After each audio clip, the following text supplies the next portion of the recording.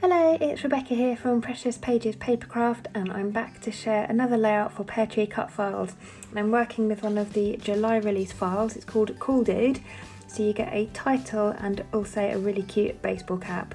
So I thought that would work really well with this photo of my little boy. We'd just been into the shop and he'd picked up some baseball caps he wanted because his best friend has one. And he's not really one for hats normally, so he was super excited to get a hat similar to his friend's and couldn't wait to get out in the car park and start posing with it. So this cut file was just perfect for that. So I'm going to be using Cocoa Vanilla Studios Sunkissed collection for this. I absolutely love the bright colours, really summery, and I think they'll work really well with my photo. And I'm really excited because whenever I get summer collections, they've always got really random ephemera with like pineapples and watermelons. And just things I'm not likely to use. However, my little boy's t-shirt has got pineapples and watermelons on, so it's the first time I've ever been excited to see a pineapple in an ephemera pack. So I'm going to get those used, and I think it will be the first time I've ever used them. So always a first. It's just the little simple things in life that get you all excited. But yeah, I'm going to be using some pineapples and watermelons for a change. So I'm backing the title part of the cut file with that gorgeous ombre paper from the collection. It's like blues, dark blues into sort of turquoises into lime green. It's my favourite sheet in the whole collection. I think I've bought 3 or 4 sheets of it now. I really love it. So I backed the entire cut file as one piece because it just made life a little bit easier. Now I'm just going around trimming out all the excess bits from around the edge and the centre. You can also see on the right there, I've also cut the letters from vellum. So I've seen this done a few times now and I've been dying to try it, and I've finally managed to do it. So I'm going to have this cut file backed with patterned paper, but then I'm going to overlay some vellum on top of that and stitch down the middle and kind of fold the letters up a bit. So you can still see the patterned paper underneath it, but you've got that vellum on top just as an added kind of bit of texture and interest. And I absolutely love how it turned out in the end.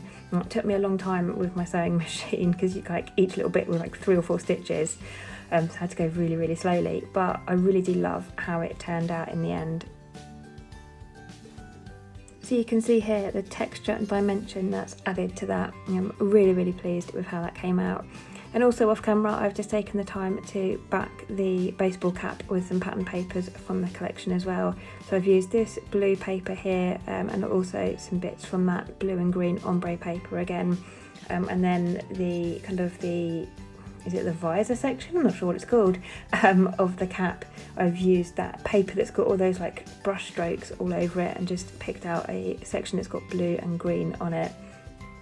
And I'm now trying to decide on my composition and how I want these pieces to fit on the page. This fan here I've got left over from another layout I created. I've just scored the paper every 1/4 of an inch and then folded it kind of concertina like a fan. I'd made it to look like a sun on another layout and it hadn't worked. I wasn't really happy with the colours, it was too pink.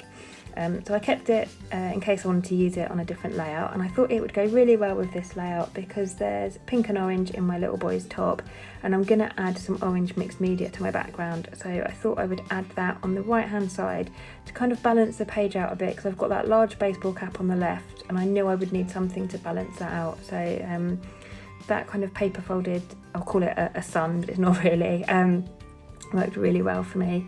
And then as you can see, I have pulled out some pineapples and watermelons and sunglasses, and I'm going to use those as embellishments.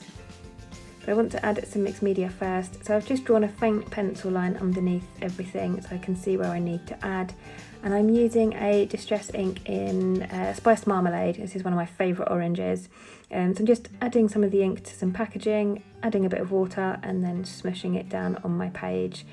Just making sure you can see that area just a little bit outside of the pencil line so I know it's going to show once everything is put back on top. And just making sure I get some colour in the middle as well because I know that my cut file, you'll see the mixed media through the cut file, so I don't want to leave that completely bare in the centre. So just coming back in now, I'm popping everything back in place just to see if I'm happy and I've got enough mixed media, and I am, so I'm going to commit and get things stuck down. So that concertina fan is quite dimensional, so I've had to prop up my photo on a couple of bits of foam on one side, and I've had to do the same with the baseball cap just to raise it all to kind of the same level so that everything sticks and holds well. And now I'm just going to work my way around the page with some quick dry tacky glue, getting everything stuck in place.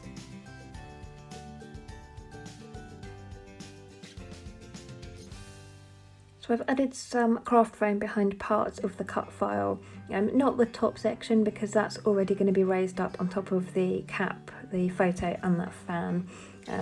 So just on the bottom sections, raise that up on some foam, and now I'm just going to quickly get these fruity bits stuck down. I can't decide where to put that little wedge of watermelon. I know I want the proper slice down the bottom there after the E, but I couldn't decide on the other bit, and in the end I move it up to the top. And it just brings a bit of pink up to that top section, so not really any pink on that side at the moment. So I just popped it up the top there. Then I'm just folding my vellum up a little bit just to make sure I'm happy with the dimension and getting the sunglasses stuck in place. I'm going to come in with a couple of word stickers. So I've got one that says summer vibes and another one that says hey there. I liked both of those, so I've used those. A lot of them were holiday related, and we haven't yet had our summer holiday, so I didn't want to use those ones yet. I want to save those until I have got some holiday photos to scrap. And then I thought about adding the pineapple from the puffy stickers. I wanted it to go on the right hand side because I've already got a pineapple on the left, but it didn't look right because that watermelon is so big. It didn't look right having a tiny pineapple, so it didn't make it, but I have added a couple of puffy hearts instead.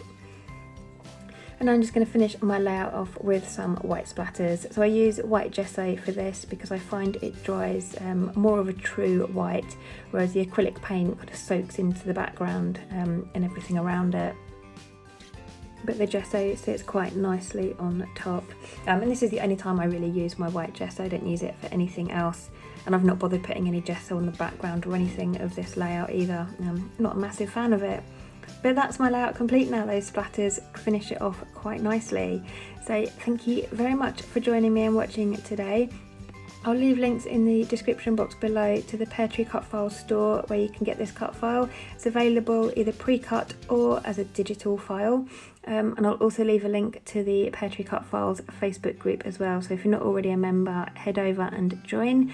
But for now, thanks again for joining me, and I will leave you with the rest of the close-ups.